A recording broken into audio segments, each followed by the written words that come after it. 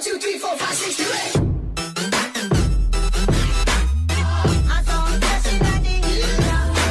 8. Welcome to NHL Quick Hits. I'm David Crosby here with Steele Roden for a special episode to help you in your fantasy hockey drafts for the 2021-22 NHL season. Steele and I have both compiled 14 rounds of player rankings for standard league scoring, which, as a reminder, include goals, assists, points, plus minus, power play points, shots, and blocks for players, wins, goals against average, save percentage, and shutouts for goalies. So just make sure that when you're looking at these and other rankings, you know the scoring settings in your league. We'll post all of these rankings on our social media accounts for you to reference. That's at Quick NHL on Twitter and NHL Quick Hits on Instagram, and of course on our YouTube channel. Now, for this exercise, we went with a 12-team league. So each round we go through will consist of 12 picks. Instead of listing all 168 picks off for you, we're going to put them up there on the screen. You can take a look, compare what we both have, and Steele and I are going to discuss some of the more interesting choices you're going to face as you go through your draft. Positional values, overvalued and undervalued players, and then some of the players that Steele and I have ranked very differently, and believe me, there are a lot of those. So let's kick off round one, picks 1 through 12. And the big question for me, just looking at this round, is Andrei Vasilevsky's value. Steele, you have him at 5th overall, which is pretty standard as far as rankings go and where his ADP is when he's coming off the board. I have him way down in 9th, where he'd almost surely be gone. There's almost no chance I'd have the ability to draft him there at 9th. Why are you taking him over some of the league's best scorers like Austin Matthews and Mikko Rantanen? Well, I think he's as valuable as some of those top guys, not as much as valuable as Connor McDavid, obviously, because he's just once-in-a-lifetime type of player. But when you're looking at guys like Nikita Kucherov, Leon Draisaitl, even Nathan MacKinnon, he's as valuable as those guys. And in the ESPN fantasy, they projected him to have 349 fantasy points this season because he's just that good, and he's so good at his job. You know, like I said, talking about Connor McDavid, he was projected to have 319.4 fantasy points in ESPN. So in ESPN, goalies get a lot of points depending on what type of league you're in, you know, whether you're using shutouts, wins, save percentage, goals against average, like you said. So there's a lot of different variables that come into play with those ESPN that differentiate from the Yahoo rankings. But he's just one of those top valuable guys that you can't go wrong and you can't miss out on an opportunity of getting him. Like I said, he's one of those top guys, and he's as valuable as a guy like Nathan MacKinnon. A guy like Andrei Vasilevsky, he's going to be playing 65, 70, 75% of the games this season, which is around 60 to 65 games. So you know he's going to be getting 35 plus wins. You know his goals against average and save percentage is going to be one of the highest in the league. You know he's going to be averaging around 3 to 6 shutouts this season, which he's done over the last 4 seasons combined as well. So he's one of those top valuable goalies that if you have the opportunity to get him in around 5 or 6 in the 5th or 6th pick, you have to take him at that opportunity. You can't miss a guy like that. Yeah, I love that explanation. Definitely hands down the best goalie in the NHL and the best fantasy goalie. Frankly, unless you're in a league that has 14 to 16 teams, he is the only goalie that is good enough to go in the first round. And believe me, he will go in the first round of every draft that you're in. Let's move on to round 2, picks 13 through 24. Not to jump over round 1 there, but like we mentioned, there's just so many great players in there. If you're getting picks 1 through 4, you're getting one of the elite scorers in the league. Anywhere else, you're looking at either getting one of the 10 best forwards in the NHL, or maybe like Steele did, grabbing the best defenseman in the league. Steele, let's talk about some of those defensemen who picks 13 through 24. I had Makar 16th. That's Cale Makar, who had a fantastic season for Colorado. Of course, it got cut short a little bit by injury. John Carlson at 18th. Adam Fox at 19th, who of course was named the top defenseman in the league last year, and Victor Hedman at 20th. You also had Hedman at 22nd, and like I mentioned, Makar at 12th. You actually had him ranked at the last pick of the first round. So Steele, you personally, when you're going into a draft, how do you decide where you're going to target your top D-man? Well, it all comes with my first pick, and my first pick is usually a top forward, and it all depends on what place I'm actually picking in. So if I have the second or third overall pick, let's say in the draft, I'm picking one of the top forwards. I'm picking a guy like Nathan McKinnon. I'm picking a guy like Austin Matthews or Leon Draisaitl, because obviously Connor McDavid's going first. So I'm always picking a top forward with my first overall pick in the draft, and that will determine who I pick with my second round pick, which is usually a defenseman. What I like to do is I like to pair my second pick with my first pick. So let's say I pick Alex Ovechkin as my fifth overall pick. I get all the way down to number 18, 19 in the snake draft, and John Carlson's still available. And I know John Carlson and Alex Ovechkin are going to be on the first power play unit. I know John Carlson's probably going to get over 45 assists, probably over 50 assists, and he's also probably going to average around 15 to 20 goals like he did last season. So I like to add guys who are on the same team with my first overall pick and who are top guys as a forward and as a defenseman. That's what I personally like to do. I like to pair the guys up, but I think obviously you have to take a defenseman with your second or third round pick. I like to jump the gun a little bit early with my second pick in the draft, but that's what I like to do. I like to pair up guys that play well together and on the same team. All right, so of course we mentioned we had Hedman pretty close to around the same spot. Makar, you were a little bit ahead of me, but I don't think it's too early by any means to get what I would also consider the best defenseman in the league. So between John Carlson and Adam Fox, do you think I'm reaching a little bit on one of those two players, taking them in the second? I think you're reaching a little bit on Adam Fox. I think John Carlson, obviously with the experience that he has, obviously, again, credits to Adam Fox for his efforts last season. What an unbelievable season he had, winning the Norris Trophy, obviously.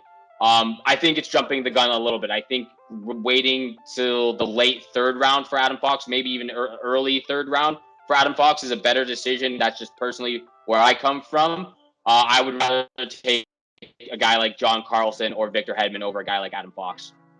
So let's go back to the forward group. Let's talk about a player that I've seen ranked way above his production in the past few seasons, and that's Brady Conchuck. He always has obscene shot totals. So we mentioned standard scoring, they're counting shots. You're definitely going to get a lot of help from Brady Conchuck in that category. But to me, looking at it, the points, they're just not close to that elite level. When you look at the kind of talent that is available in the second round, and you're taking somebody like Brady Conchuck, who's just over half a point per game, to me, that just doesn't add up. So to you, taking him where you did, 21st, I had him down at 29th. Not a huge difference there, but I do feel like the second and the third round, there is a bit of a gap there in talent. So do you see it being the season that he explodes offensively this year, or are you just banking on similar numbers and you want to dominate that shot category and think he might pot a couple extra goals? I do think he explodes this year, and I'm expecting a career high in points this season from a guy like Brady Conchuck. I think he's, again, one of those guys that brings a lot to the table, and especially depending on what your league settings are, like we've talked about, if you have shots, if you have hits, if you have blocks, those hits and blocks will bring a lot of points to your fantasy team. That's what excites me a lot. When you're talking about a guy like Brady Conchuck and you have the opportunity in your league where you have those categories that can help you out a lot, like hits and blocks, you have to take a chance on a guy like Brady Conchuck because he loves to shoot the puck. He loves to run guys into the board. He just has this game that reminds me a lot of a combination of Austin Matthews and Tom Wilson, where he loves shooting the puck on net, but he loves running guys into the boards, and that helps your fantasy team. And it's a match made in heaven for me. So if your league has hits and it has blocks, this guy is projected to have over 325 hits this season, which is 60 more than the next guy, which I believe is Brandon Tanev. So if you have hits in your league, Brady Conchuck is a guy to go to because he has a lot of skill. We've seen the skill. We've seen the potential. And again, like I said, I think he's going to have his best career yet this season. So Brady Conchuck, 21 to 26 in that area, that's where I would like to see him. I think if I'm in a banger league, it's got hits, it's got penalty minutes, I would probably have Brady Conchuck up around that same level, maybe even higher than you do, up around the early 20s. Now, this is also around where some of the other top-ranked goaltenders start to come off the board. Connor Hellebuck, of course, great goalie. He's been really, really consistent. He's probably coming off the board here in the second. Not a bad choice late in the second round, but let's move on to round 3, picks 25 to 36. And the most controversial pick in this round might be my ranking of Quinn Hughes at 33. You've got him down at 46. So what is it about Quinn Hughes that scares you off? Is it the low goal total, the low shot total, maybe that Vancouver struggled last year? Because I see somebody who was battling neck and neck with Cale Makar there in their rookie season. And to me, he's already one of the 10 best offensive defensemen in the league, and he's got a lot of room to grow. I think if he can even add 5-6 goals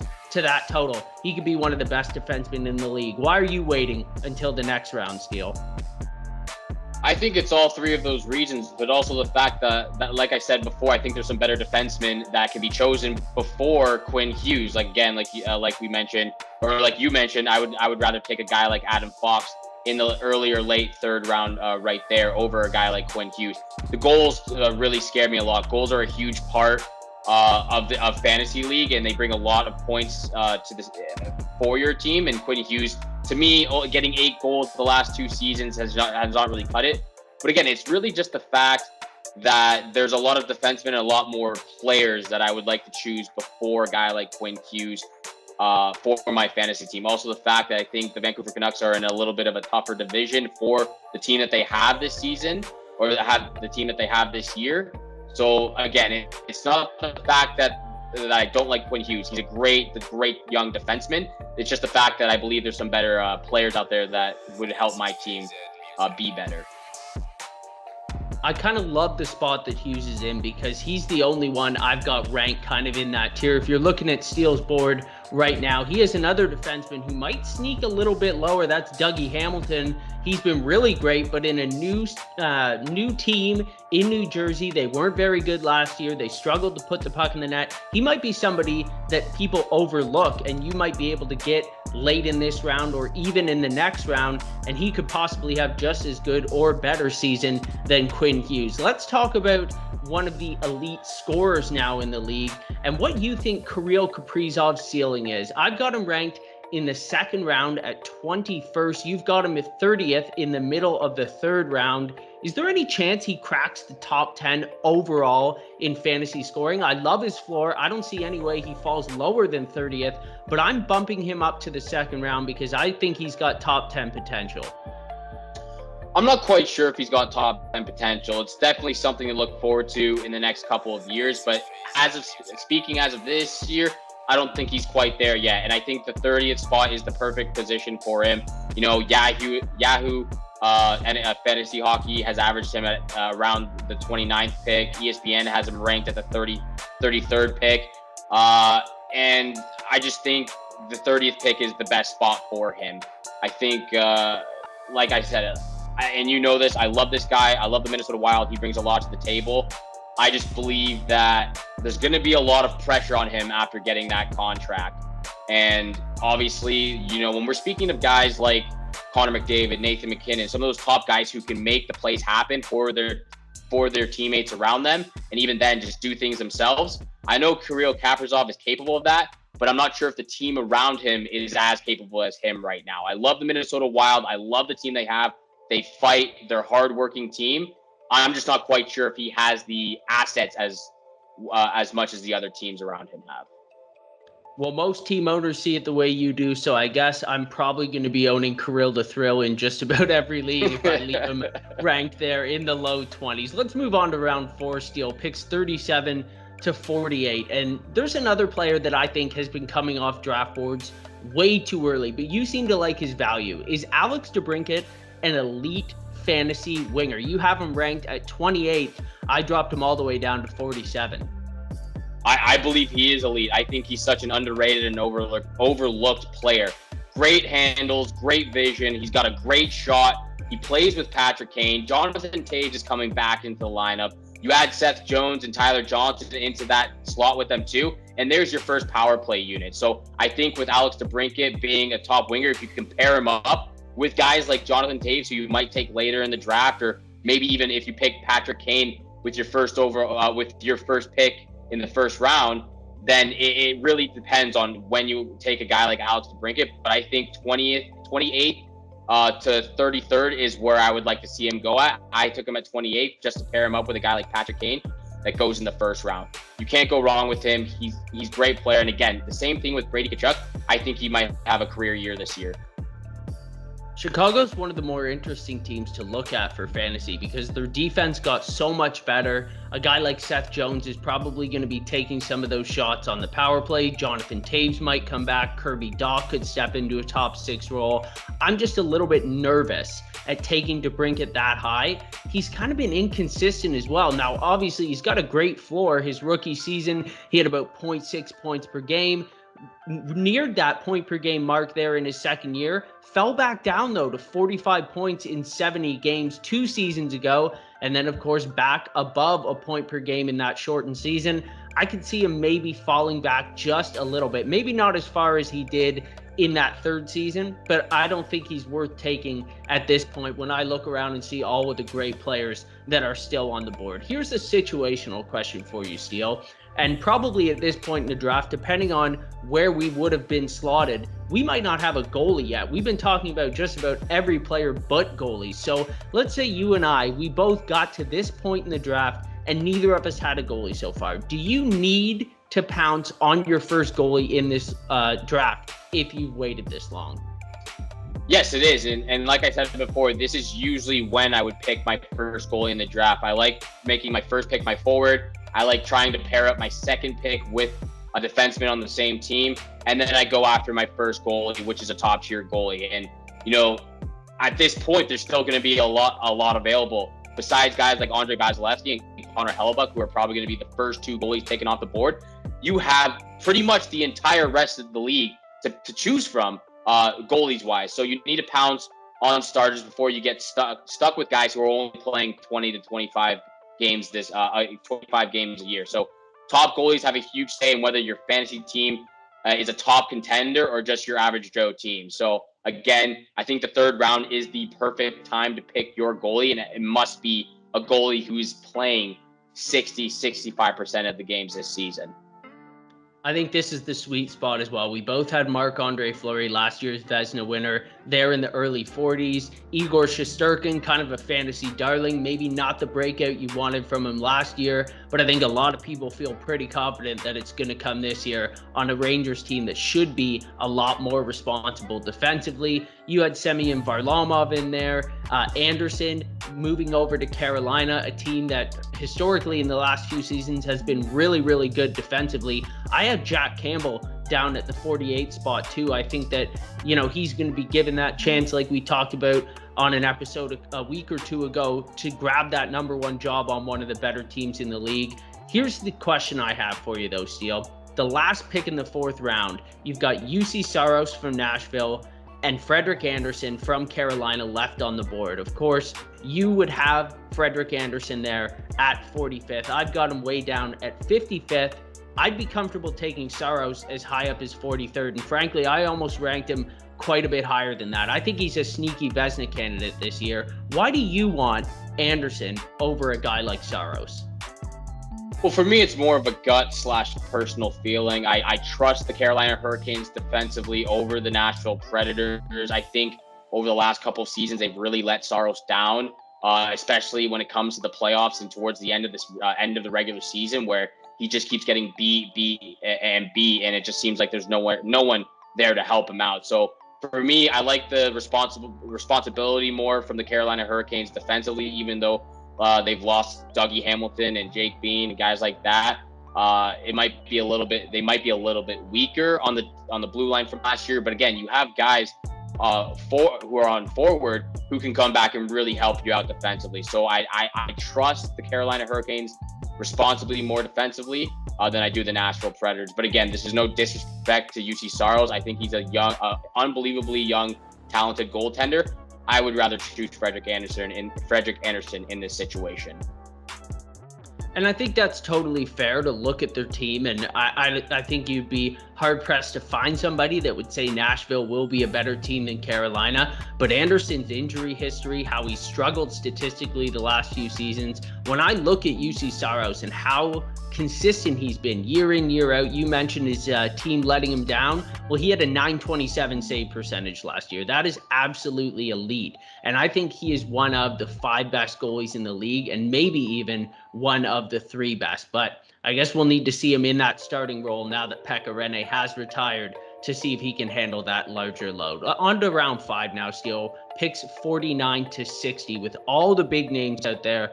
I think it's easy to go the first 5 rounds, maybe without picking a defenseman or picking just one. And we both think there are some borderline first defensemen who might be available in this round. Personally, I'm not ready to take them here.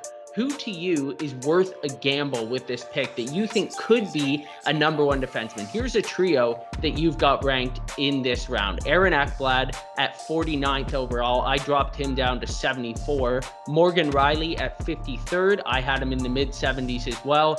And Charlie McAvoy at 55. Same thing at 73 for me. So why do you have these 3 guys ranked so much higher and you're comfortable taking them here? Well, I think it's the fact of the way I draft my players. I think at this point, I'm looking to grab my second defenseman, if possible, depending on where my draft pick is. But I think Aaron Ekblad by far is the best player to take a gamble, best defenseman to take a gamble on in this round. You know, he had 22 points in 35 games last season with 100 shots on net. And looking at their power play situation, the Florida Panthers were top 15 on the power play in 2020 without Aaron Ekblad for more than half the season. I believe Aaron Ekblad will be way better in the lineup this season with the Florida Panthers on the power play, as well as just being in the lineup in general. I think he adds a lot of things that they didn't have last season when they lost him to that horrific injury. So I think Aaron Ekblad is definitely a huge gamble to take on, but I believe he's going to exceed expectations, and I believe he will exceed my expectations coming this season. And I think that's all fair. It's definitely a matter of value. And like you said, some people like to draft positionally. They don't like to wait too long and have these huge holes in their lineup and then maybe get stuck holding the bag and have to roster 2-3 guys who are well below average. So that's all fair. To me, though, those 3 guys, I just don't think they're worth the value here. I think their name is bigger than their fantasy production. I think Ekblad coming back from that injury, I think Rielly has that reputation as a number 1 D-man, but I don't think statistically he's really up there with a lot of the other guys. And Charlie McAvoy, that's the toughest one to call for me. I had him ranked to ahead of the other 2, but I just think we haven't seen enough from him. The body of work just isn't big enough to risk a pick this high on him. One guy I think I would go for here is Roman Josi. I'm frankly surprised that he's being drafted in this round, and I think he could be a sneaky good pick if you can get him in this range. Moving on to round 6, pick 61 to 72. Is this an ideal spot to target your second goalie, or maybe even back-to-back goalies if you haven't drafted one yet? Of course, in fantasy football, the 0 running back strategy became really popular. Some people do this in fantasy hockey as well. There's a lot of surefire starters who go late in the draft, might not be on a good team, might not have good stats before, but it could be an advantage for you to stack your lineup early on and then just go with a couple goalies later on. So I have 6 goalies ranked between 53 and 72, and Steele, you have 7 between 54 and 69. So is this the type of spot you're looking to get your second goalie? Again, you can kind of see the way I'm setting up my draft here, and it's very personal to the way I like things run when I'm picking my fantasy team. And yeah, I think this is the perfect time to pick your second goalie because there's still a lot of starter goalies that are still in this round that are available. Like guys like, for instance, that I chose to leave in this particular round, UC Saros, Carey Price, Cam Talbot, Jack Campbell, Philip Grubauer. A lot of still other names that are out there, but those are some of the names that I picked that were in this round. And again, and like I said, this goalies make or break you in fantasy NHL league.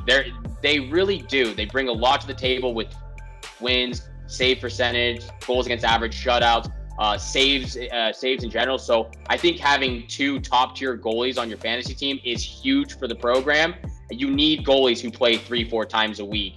And that plays 65-70% of the 70% of the games in the season. So again, I think this round is perfect to grab your second goalie. And those names I just listed, like UC Saros, Carey Price, and Cam Talbot, those are the guys to look for.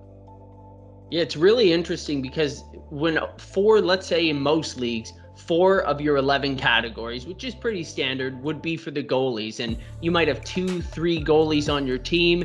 That's 35% of your weekly point totals. And I think people have this perception that goaltending is so random, and especially with save percentage and goals against average and even shutouts, that maybe there's not as much control as you get with drafting forwards and defensemen. But if you look statistically at some of the goalies, you can really find a guy that maybe has a super high floor that week in and week out, he is going to get you at least average to above average stats. And like you said, that can be a huge advantage if you have 2 or even 3 really good fantasy goalies. Let's talk about a player with a huge variance in how his seasons could go. Steele, you've got Evgeny Kuznetsov ranked 67th, which is pretty close to where he's projected to go and his average draft position. That's kind of standard. I couldn't bring myself to put him in the top 100 with all the questions going on with him.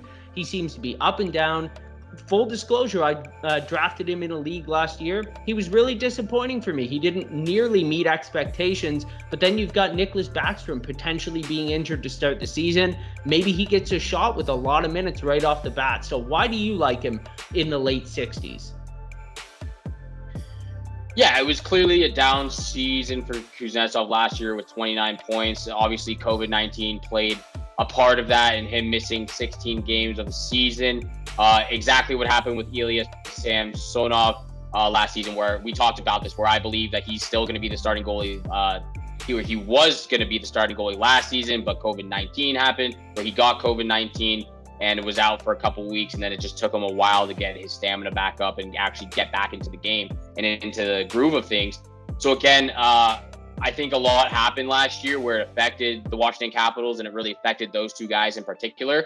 And looking back at it now, I think you're right. I think the 67th is a little bit too premature, a little too early to pick a guy like Evgeny Kuznetsov. Now looking at it, I would feel more comfortable picking him in the range of 85 to 95.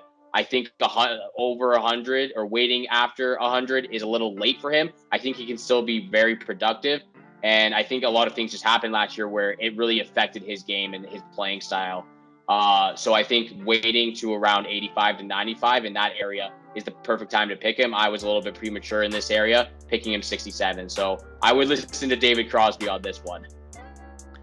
Well, and that's well said too, because a lot of people, they rank their players, and they kind of get locked into that. But keep in mind, we're doing this at the end of September, so hopefully we'll have an episode before many drafts go on. Some of the players we've moved up and down our boards as we get closer, news comes out, lineups are shared. You learn a lot of information as things go on, so you have to be flexible and you have to be willing to move guys around your board as you get closer to your draft. In the final round of this episode, round 7, pick 73 to 84. Speaking of variance, Steele, we both have Jack Eichel in this round. You had him 79. I had him 80. Of course, we did this ranking blind. We did not compare our lists until after they were done. So for us to have him in pretty much the same spot is kind of incredible. He was probably the hardest player on the entire board for me to rank, because on one hand, you don't want to miss out on a guy who has top 10 potential. He's one of the best forwards in the league when he's healthy.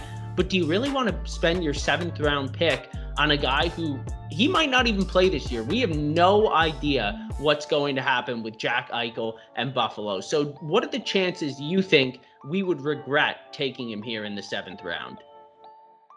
There's a high percentage. It's a big gamble that you and I are taking here with the 79th, 80th pick in round 7. So exactly what you said, we don't really know what the situation and what's going on in Buffalo with this whole Jack Eichel situation. We don't know when he's going to have surgery, if he's going to have surgery, if he's going to come back and play for Buffalo, if he gets traded.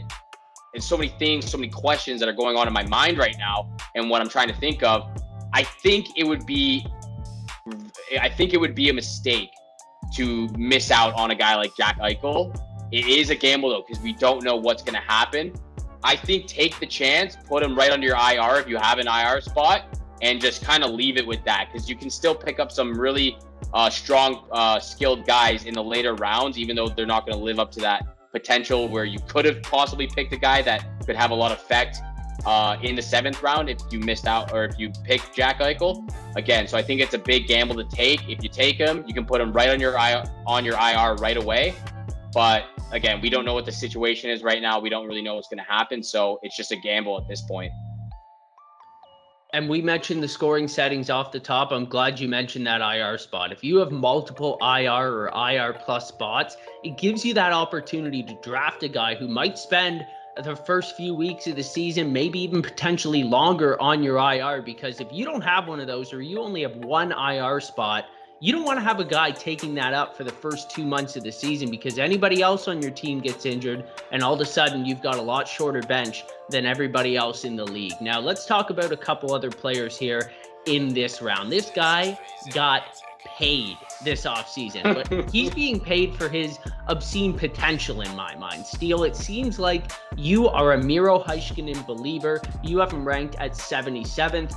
I don't think he's quite ready to be a great fantasy defenseman yet, which is why I have him down at 93rd. Why are you snatching him up in this round? Look, we talked about this before, and I gave him some grief too about the size of this contract because we talked about this. If he's getting $9 million, what the heck is Cale Makar going to be getting?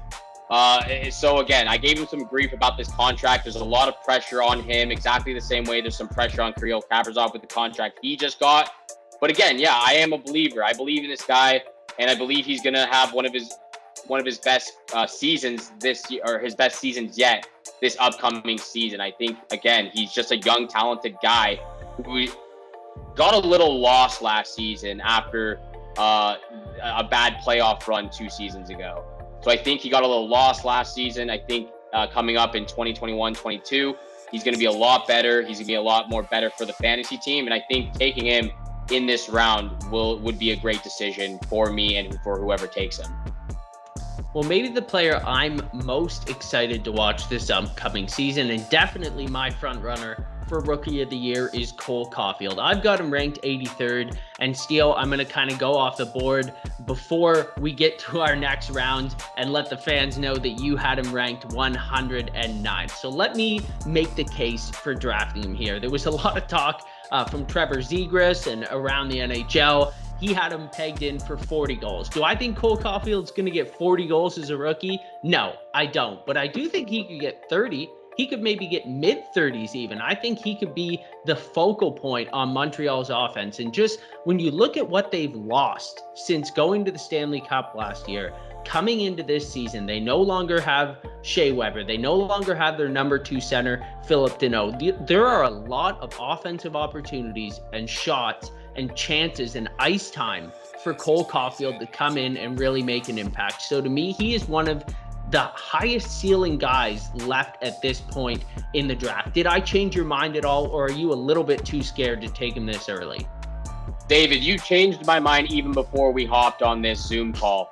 I was clearly wrong leaving him out to 109, but I do have to disagree with you at taking him at 83. So I would like to meet in the middle at 96. I think the 90 to 96 range would be the perfect spot to pick a guy like Cole Caufield after looking at exactly what you said, what they lost, what they gained this season, the type of spot that Montreal is putting him in on the top line with Tyler Toffoli and Nick Suzuki, who he played really well with in the playoffs last season. Again, you did change my mind even before we even got onto this call. He's going to be playing top power play units. He's projected to have 159 fantasy points again. So I think you've got me here. You got to listen to David Crosby on this one. I think a guy like Cole Caufield can really help your fantasy team in this round. Yeah, you mentioned early on in this video how valuable goals can be, and this guy just scores goals. Every single place that he plays, he scores goals, and I'm glad that you mentioned his potential line mates because it's really exciting what could happen with those three. I think all 3 of them are ranked a little bit too low right now, and I think you're right taking him in the 90s. Right now, his average draft position is at 104th. If you have a big Montreal Canadiens fan, maybe he doesn't quite get that far, but you're probably safe to wait until the 90s to snatch up Cole Caufield. That's all for this episode, but be sure to tune in for the second half of our fantasy drafts, as we'll be going through rounds 8 to 14 next time. It's really easy to draft in the first 7 rounds. Every player is a great player, but you really win your fantasy drafts in the last few rounds, because that is where you can get those hidden gems and those guys that nobody else is looking for. On behalf of Steel Road, I'm David Crosby, and thanks for tuning in to NHL Quick Hits.